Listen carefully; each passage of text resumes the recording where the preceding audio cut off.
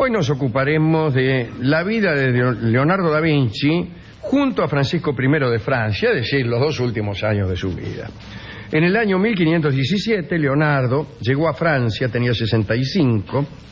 Cuentan por ahí que parecía un joven aprendiz que daba una vuelta por Europa y que llegaba a instalarse a un país que nunca había visitado y donde tenía todo por aprender. Bueno, es mucho parecer, me parece.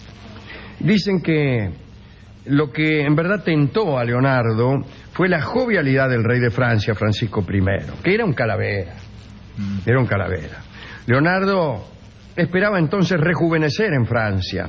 Allí había farra corrida, ¿no?, en la corte de Francisco. Al llegar Leonardo ya tenía una parálisis en el brazo derecho, pero no lo molestaba en absoluto para pintar, porque era zurdo. Leonardo participó en sus últimos años en la organización de fiestas cortesanas. También diseñó algunas obras impresionantes de ingeniería. El rey le había dado un pequeño palacio ahí como alojamiento. Una de las cosas que hizo Leonardo en la corte de Francisco fue exponerle unos planes hidráulicos de la Gran Siete. Se trataba de unas obras destinadas a conseguir una mayor fertilidad de los campos. Eran canales. A él se le había ocurrido unir las residencias reales con canales. En verdad, en aquel tiempo la corte francesa era itinerante. Estaba en el Louvre, en París, pero cuando hacía frío se mudaban a Amboise o a muchos otros castillos. Entonces a Leonardo se le ocurrió unir esas residencias reales con vías navegables, con canales, porque los desplazamientos que se hacían de castillo en castillo los hacían parecer gitanos, ¿no? Muchedumbres de personas de servicio, todos los cacharros necesarios para hacer habitables los castillos a donde iban, porque por ahí iban a lugares que no estaban muy bien dispuestos, cacerolas, cucharones, colchones, catres, mesas, cofres, ropa. Cualquier excursión ya tenía un aspecto de mudanza. Y Leonardo pensó que sería mucho más agradable, en vez de andar ahí por caminos horribles, avanzar por canales. Eran viajes que hasta podían dar placer. Y el proyecto tentó a Francisco I. Sin embargo, lo único que llegó a hacerse fue un viaje de reconocimiento por los caminos en los que se pensaban abrir los canales. La obra no llegó a concretarse porque Leonardo murió 2 años más tarde, y muerto Leonardo, Francisco ya dejó de interesarse por esta obra. Tiempo después, Enrique IV reemprendió el proyecto y los planos de Leonardo fueron estudiados por los ingenieros reales y finalmente hicieron los canales. Y los canales están allí, junto con muchísimos otros, porque Francia es posiblemente el país de Europa que más canales tiene. Son canales muy lindos de ver, porque además tienen cada tanto esclusas, que son dispositivos para cambiar de nivel, para salvar la diferencia de nivel entre una región y otra. Hace una esclusa, que es un dique del que se abre primero una puerta, después otra, se deja que baje o suba el nivel de las aguas con dispositivos muy ingeniosos que no es el caso explicar. ¿Como el canal de Panamá? Como el canal de Panamá, que tiene varias de esas. Son pequeños estos canales, casi a la medida del hombre, diría yo. Están todavía las viejas garitas donde están los tipos que manejan la esclusa, y en muchos de estos canales se navegaba, o quizás se navega todavía, a la sirga.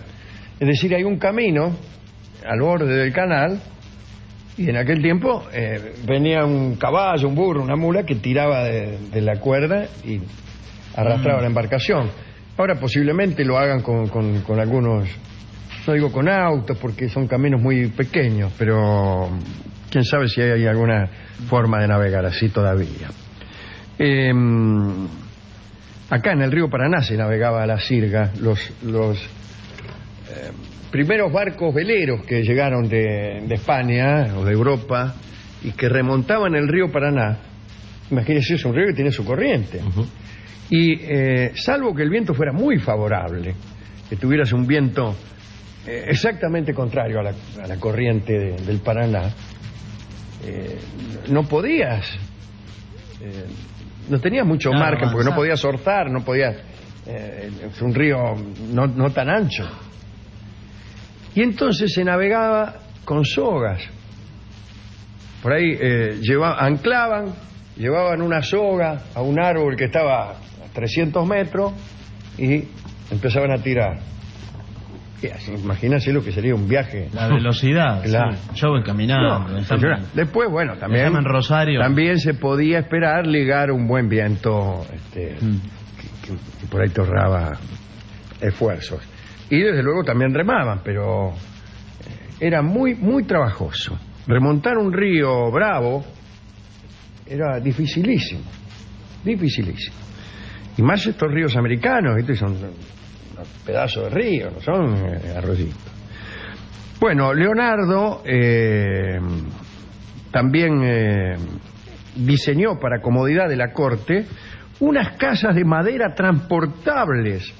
O sea que Leonardo da Vinci inventó las prefabricadas. Eran de muy fácil empleo, y no rolón como creemos todos. Eran de muy fácil empleo y en muy pocos instantes permitían levantar una ciudad. Estaban destinadas a usarse en los viajes del rey. Cuando la corte llegaba a un nuevo sitio, instalaban esas casas, porque anteriormente todos dormían en granjas, en graneros, entre los suyos, o qué sé. Estas casas transportables sí se usaron mucho.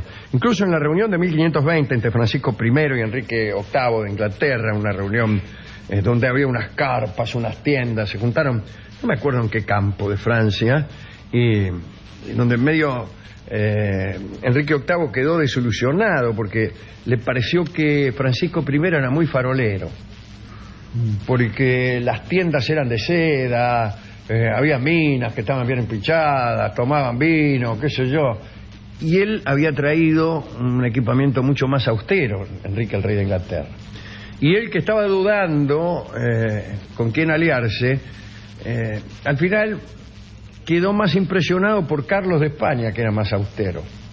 Francisco le pareció un compadrón, ¿no? Afectado. Pero entre esas compadradas de Francisco estaban las casillas de Da Vinci. Leonardo también trabajó en la remodelación de los palacios, pues los castillos franceses, hasta principios del siglo XVI, todavía calculen, no estaba ni soñado Versalles, eran castillos que llevaban la pesadez del medioevo. Primero habían sido fortalezas y después castillos. Leonardo empezó a remodelarlos, hizo más finitas las paredes, que eran como de 3 metros y de piedra, ¿no? Empezó a poner ventanas grandes, el sol que entraba, cortinas que volaban, y eso servía en especial para los bailes. Luego de modificar los palacios, Leonardo trabajó en la organización de bailongos, decorados, trajes, carruajes, pero su especialidad eran los autómatas. En realidad no se conocen en detalle los mecanismos. Las crónicas solo dicen que el Parque de Chambord presentaba varios muñecos que caminaban por el parque, incluso encaraban a los paseantes y hasta respondían a sus preguntas. Esto no sé si será cierto. Las máquinas de Leonardo eran muy admiradas por los ciudadanos. Y durante los bailongos él animaba la fiesta con fantasmagorías, y todos los embajadores informaban a sus soberanos acerca de las maravillas que habían presenciado. Un último invento para terminar. Parece que causó gran sensación un cierto león que mostró en una fiesta dada en Normandía durante la visita que hizo Francisco a su hermana Margarita de Valois. Esto ocurrió los últimos días de septiembre de 1517. Parece que apareció un león mecánico en la sala, donde estaba toda la corte reunida. Bueno, muchos salieron rajando, aterrorizados, imagínense. No concebían la posibilidad de un león mecánico. Yo hubiera rajado igual porque me asustan incluso más los leones mecánicos que los reales. El rey se regocijó ampliamente. Después del león apareció un señor disfrazado de eremita, de asceta, de ermitaño, que le dio a Francisco un bastón. ¿Se acuerdan esas historias que hemos contado de ermitaños que con la ayuda de su bastón dominaban el furor de las fieras? Bueno, eran muy populares aquellas historias acerca de eremitas piadosos, y entonces Francisco recibió ese bastón, tocó al león mecánico y el cuerpo del animal se abrió, brotaron de su pecho montón de flores de lis, justamente el símbolo de la realeza francesa, y ese era el invento. Esos son inventos. Esos son inventos. El antecedente de Teatro Revista es eso. Y no, qué sé yo. Se abre y sale una cosa inesperada. El soplagol. Perdón de la expresión. Sí. Claro. ¿Qué va a comparar eso con el soplagol? No, guarda que también el soplagol... Tiene razón. El soplagol no será muy complejo, pero a mí me ha hecho pasar días enteros. ¿Y bueno, haciendo qué? Soplando.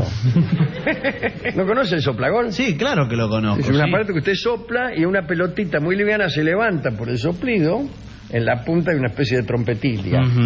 Y usted tiene que tratar de embocarla en un cesto que hay un poco más arriba.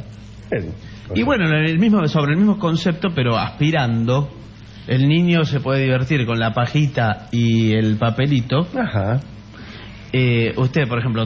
A falta de neones mecánicos, por ejemplo. Y va trasladando con la pajita de un lugar al otro papelitos.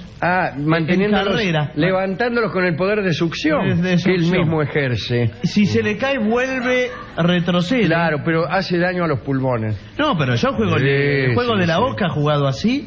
¿Cómo? Es una manera que usted hace un recorrido con niños, ¿no? Todo 35 metros. Tiene que recorrer así, aspirando. Se muere, señor. No.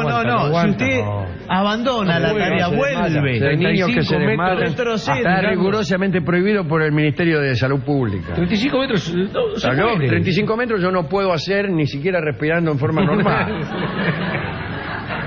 Bueno, esto fueron solo 2 años que estuvo allí este hombre. Murió en 1519. Algunos dicen que el rey fue a verlo en su lecho de muerte, pero es mentira porque el rey estaba en Saint-Germain, en el casorio de su hijo, su segundo hijo Enrique, así que no. Francisco se enteró después por algún amigo y dicen que aquel rey, que solo lloraba cuando lo dejaba algún amante, lloró. Ese día lloró. Esto es todo lo que tengo que decir de esta última parte de la vida de Leonardo da Vinci. Son inventos más cortesanos, ciertamente, y obras más cortesanas, pero no está mal. Pero tenía tiempo hasta para eso. No está mal desdeñarlas. O sea que tiene alguna rima con la pequeña... con el pequeño discurrir de hace unos minutos. Señores, hemos ido a la discoteca y habiéndose enterado el discotecario de que las casas prefabricadas fueron inventadas por Leonardo da Vinci, nos proporcionó el tango que se llama Casas Viejas en la interpretación de Ada Falcón y Charlo. Adelante.